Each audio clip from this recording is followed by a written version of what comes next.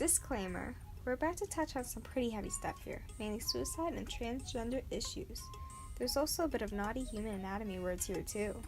These things can get messy, and we're certainly not going to make you watch anything that you're not comfortable with, even if Miss Berg gets mad at Sophie. If it was up to us, we wouldn't even present this at all, so please feel free to walk out at any time. We won't judge. Now's your chance. We're serious. Yes, really. Alright, we good? Okay, cool. Okay, so let's start with some terms just so we're all up to speed. You probably know all this, but just in case. Sex. The sex characteristics somebody was born with, things like a penis, vagina, chromosomes, etc.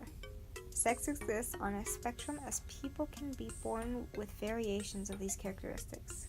We won't be touching on this too much, but it's good to keep in mind. Gender. For some reason, the definition of gender is debated heavily. For this reason, I'll use the verbatim Oxford Dictionary definition of the word gender to avoid any confusion. Either the two sexes, male or female, especially when considered with the reference to social and cultural differences rather than biological ones. The term is also used more broadly to denote a range of identities that do not correspond to established ideas of male and female. Transgender, someone who was assigned a gender at birth, and then they changed it down the line. Example, Francine was born a male, but now she's female. Cisgender, someone who was assigned a gender at birth, but they still identify with that gender. Example, Frank was born a male, and he still is one. Gender pronouns, stuff like she, her, he, him, they, them. Gender nonconforming, it's pretty much in the title. Someone who is assigned a certain gender and then changed it to something that isn't exactly male or female.